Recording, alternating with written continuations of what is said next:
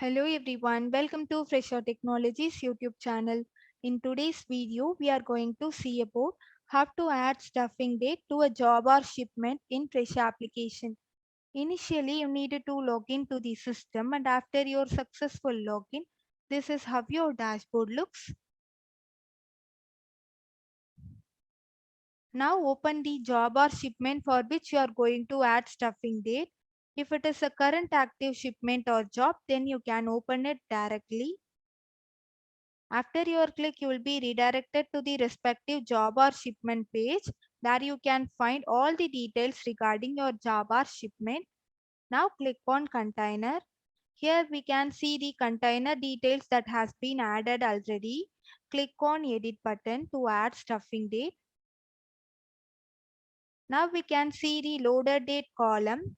Here we have to mention the stuffing date. After filling the date, click on save changes button. Now the stuffing date has been added. Now click on the reports.